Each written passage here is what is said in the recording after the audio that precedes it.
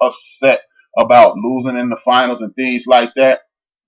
Hey man, I understand being disappointed and losing in the finals. I don't understand why you get knocked down for it. But see, the thing is, what saves him, Joe, is nobody considers Jerry, because we've been trained like a bunch of monkeys to not pay attention to the past. We don't understand how great that dude Jerry West is, man. We don't understand how great Elgin Baylor is, man. We don't understand the great. I actually heard somebody say Bill Russell was a better basketball player than Will Chamberlain. I've never seen either one of them play, but just on the strength of what they accomplished, they were dead even on the rebounds. Like one of them like 23, the other one like 25. Will Chamberlain was a way better scorer. Bill Russell is known for his defense more, but they said Will Chamberlain would lead games with 15 to 20 blocks. So he could have been too shabby of a defender. And when you got a team with 3 or 4 all-time greats against a team with 6 of the 50 greatest, the 6 of the 50 greatest gonna beat you. So I don't get it, man. I mean, it ain't my fish to fry. I just don't understand how you're a bum when you lose in the finals. That's all. I mean, you lose in the World Series. Again, if we just strictly talking about the whole let's talk crazy to each other because that's what we do as dudes. Oh, man, your team is trash. Shut up, bum. I get that. Now, I'm with that. Y'all know I'm with that. But all this nonsense about you ain't good because you lose in the finals, I don't get it. And as I start the show, I don't know if y'all heard me.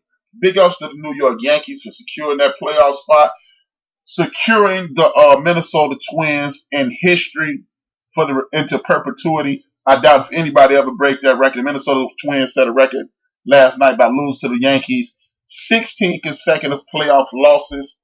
Big ups to them for being losers, and big ups to the Yankees.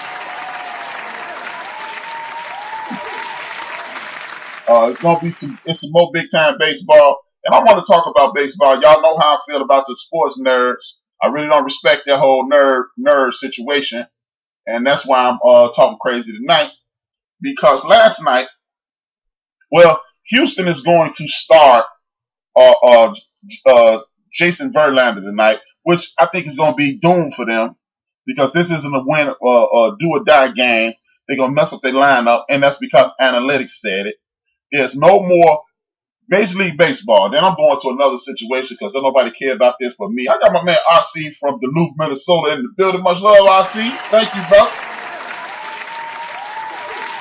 Oh, no Twin Slander. I'm just, hey, RC, your boys that lost 16 in a row. They set a record. Hey, thank you for taking that off the Chicago Blackhawks back. They previously owned the record from 1978, 1976, 1978.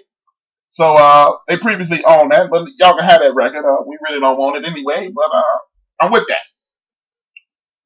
No prayers, the Yankees beat the Twins. They've always owned us. Yeah. Hey, this goddamn Yankees, they done own just about everybody. And to hell with Chief Rocker. Now, how about that, Chief?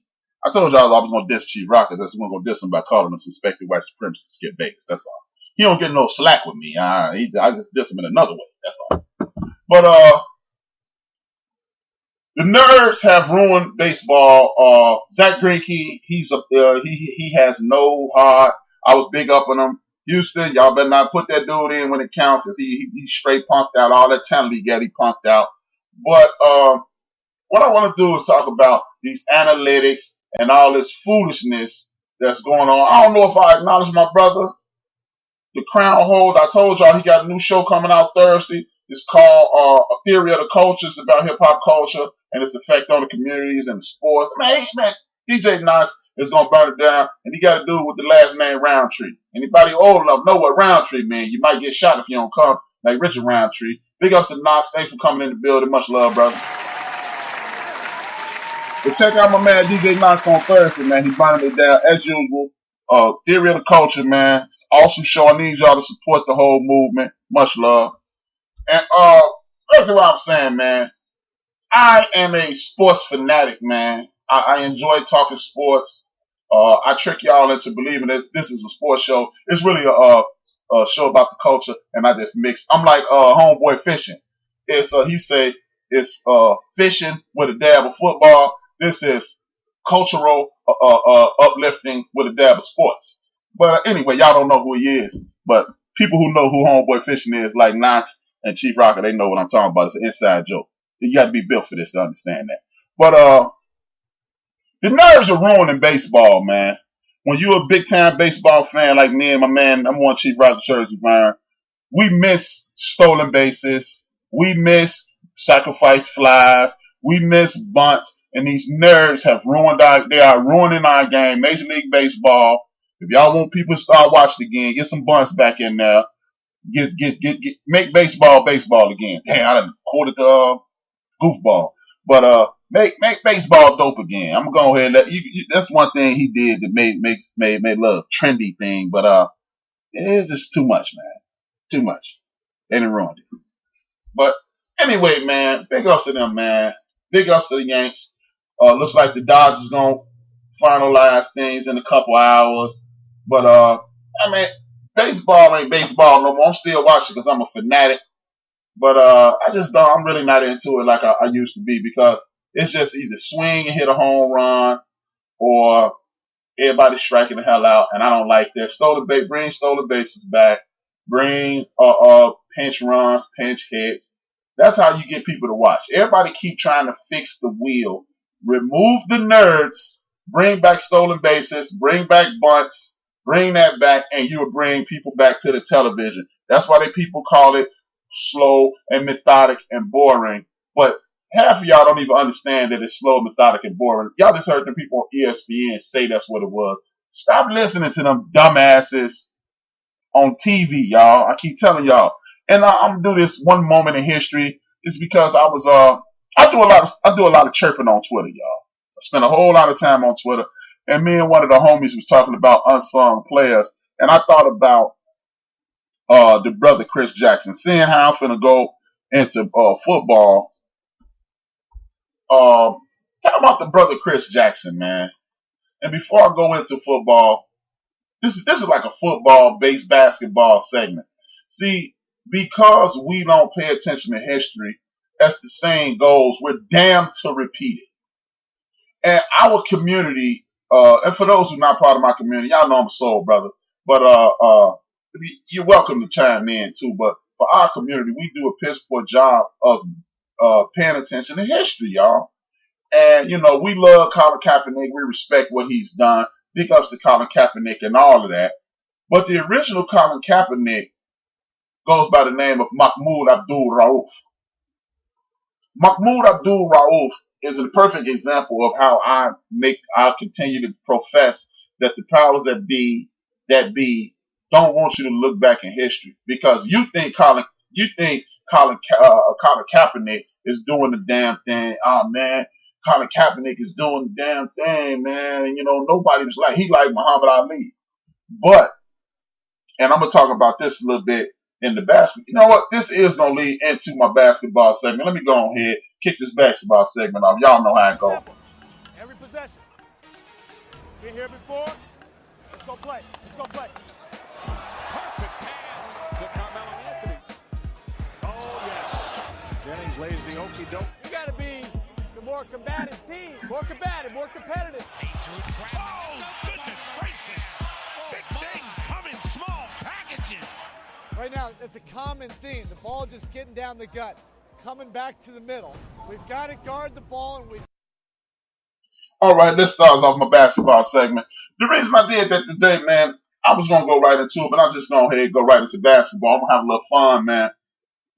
But we love Colin Kaepernick and respect what he's done, but this is why you need to pay attention to what's going on and not just listen to the news and watch the news. And this is why you need to tune in to Brothers Gonna Work It Out tomorrow and continue to listen to the shows that we've created here on Built for This Network. And I'm not just doing that as a shameless self-promotion. I mean that, man, because at the end of the day, y'all, we're the only people that's gonna tell you the truth. We gonna give you the real, man. And it is what it is. And this is why I felt compelled to talk about the brother Chris Jackson. Well, excuse me. Please forgive me. Mahmoud Abdul-Rauf. He is the original Colin Kaepernick. And the reason I brought this up is because me and the homie, can't even remember which one of the homies. I got like 2,000 people I interact with literally on Twitter. And I'm not bragging. It's just I talk about sports. I talk about culture. I talk about hip hop.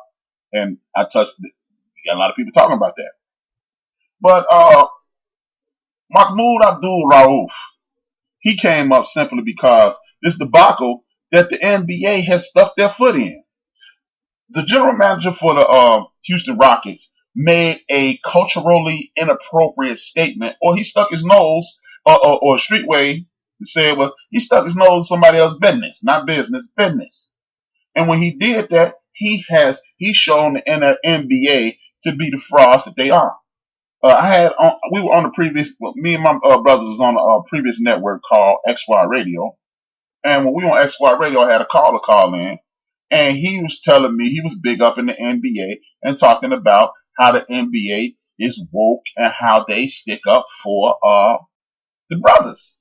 And y'all know how I go. I was like, hell no, they don't.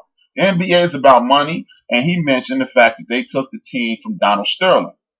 And I tried to tell him that day that was not about sticking up for the rights of our people and him being inappropriate. That was about him being an eyesore. Him being a black eye on the NBA's resume, and he finally did something in the public that they could get rid of him. They probably won't want to look. This dude has been sued by the United States federal government for housing, illegal housing practices. He has been sued. He has been in federal court about this on more than one occasion. He didn't even get.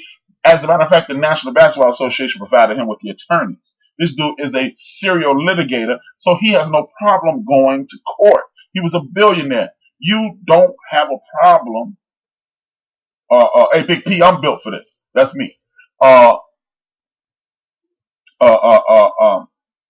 He had no problem going to court and embarrassing the National Basketball Association. So they got rid of him because at some point, because of the Me Too movement and pretend social sensitivity, because if it was really social sensitivity, if everybody wasn't as racist as they claim that they're not, there wouldn't be kids in cages at the border. There wouldn't be young people from our community getting shot down. There wouldn't be young white boys getting shot. There wouldn't be no Latinos getting shot, no Muslims being discriminated against. Cause nobody's prejudice, right? But we still got racism. But that's a whole nother conversation. That's a conversation we can have tomorrow at 7 p.m. Central Standard Time, 8 p.m. Eastern Standard Time with me and the number one chief rocker on Brothers Gonna Work It Out. Please tune in tomorrow. But they showed today, over the last 24 hours, the NBA has shown that it is not about uplifting the community. It is not about doing what's right. It's about maintaining relationships and making money. I have no issue with Mr. Burns' nephew, a.k.a. Adam Silver. I don't have no problem with that, man. I don't even have a problem with the way the NBA conducts their business. But what I do have a problem is when you pretend to be something that you are not. They are not woke. They are billionaires making money off young athletes and fans like me, you, and others, because Daryl Morey said he stood up for the people in the uprising in Hong Kong. I know about that about as much as I know about having a period. You know what I know? Women have periods. I know what's something going on in Hong Kong. Those are the only two facts I have. But Daryl Morey took it upon himself to speak out against what's going on in China because he was exercising his American rights. But guess what? There's a new term for that. And I don't mean this in a racist way. That's called white privilege because you feel that you can say what you want to say when you want to say it. No disrespect to the homie Daryl Morey. I don't think he's a racist even a little bit. But he felt comfortable speaking about things in China. And China started pulling the plug on the Houston Rockets. No, we don't want y'all school over here. They was going to open up a learning center over there. No, we don't want that over here. No, we're not broadcasting y'all games. And they start unplugging.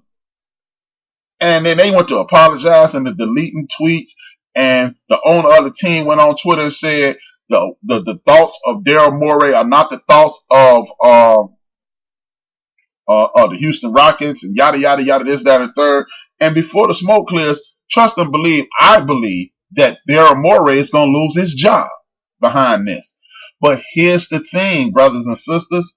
This is what's really going on. They are trying. to repair that situation, because guess what?